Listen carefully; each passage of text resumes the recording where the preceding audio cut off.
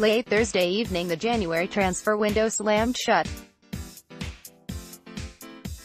It did not simply close itself, an impossibility due to there not actually being a real window involved at all but rather a fanciful, figurative construct. It slammed dramatically.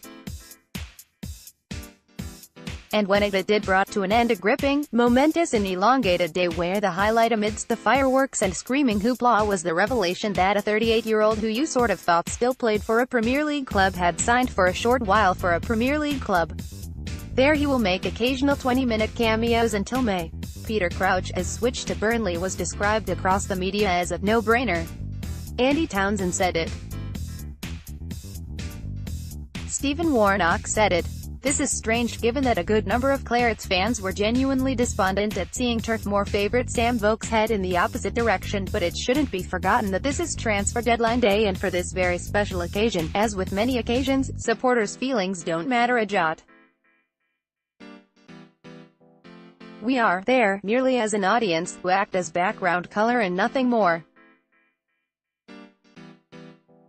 At best we are reduced to tweets that agree with the narrative that this is the greatest, entirely upbeat and most wonderful day in the footballing calendar. Our Christmas if you like. We are expected to whoop and rejoice, and bizarrely this year wear yellow because a television presenter dons a yellow tie when he presents a television program. He is portrayed as transfer deadline day's Santa Claus. Most of us can't stand him. In essence we are viewed as those fake fans you see on pizza commercials during major tournaments, the group of friends wannabes who huddle on a single leather sofa in a loft conversion and cheer with their perfect teeth at a free kick being awarded.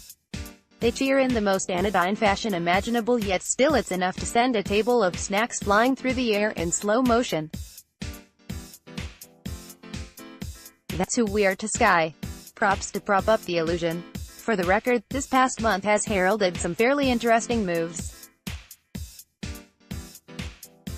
Michy Batshuayi's loan spell at Crystal Palace offers intrigue, as too does Denis Suarez's temporarily secondment to Arsenal. In a shocking development, Newcastle signed 2 players, and even if Danny Mills hasn't heard of Paraguayan playmaker Miguel Almiron, he is of the ilk and caliber that Rafa Benitez has long coveted. Perhaps though the most noteworthy union is Youri Tielemans to Leicester. The 21-year-old midfielder has been arguably Monaco's only bright spark this season, so his loan deal confounds. Fulham meanwhile have taken the unusual approach of pretending their current plight isn't really happening by going back in time to sign Ryan Babel and Lazar Markovic. When the duo were reasonably good, Fulham were reasonably good. That seems to be the equation.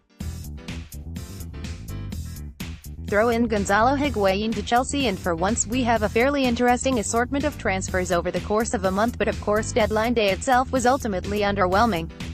That's because it always is and perhaps always will be. The last decent one was all the way back in 2011 when Fernando Torres upped sticks for London and Liverpool immediately splurged their bonanza on Andy Carroll. It is doubtful we will ever again see such unexpected entertainment. That was a one-off. Barring the recruitment of an 18-year-old set to be integrated into the Manchester City franchise and Suarez's arrival, no club residing in the top 6 got involved, nor were they ever going to. It's January, a time for panic and revision, and high-flying sides simply don't need to resort to such measures. Thursday then played out exactly as its reality dictated. For several clubs it was a final chance to nail down some loans and deal with admin. That aside, it was business as usual.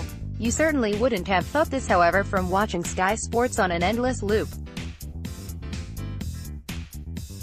There, it was a circus with Sam Allardyce-shaped clowns and acrobats juggling phones. It was by turns manufactured, fun and urgent, this just-in melodrama that had your senses believing we were at war. It was a relentless barrage of faux hysteria. You may think by reading this that I am disparaging of the whole charade. I'm not, really. I think it's fantastic. Because throughout a typical year, day in and day out, we are subjected to constant hype insisting upon us that football is significantly more important than it really is. And that's fine because for most of the time we're happy to buy into that. It benefits us because it excites us. It's a two-way deal. It is still healthy though that once a year, at the end of every January, we see the insincere disconnect of that hype, that we see the media tell us something is really, really important and really, really thrilling when we know it's really, really not.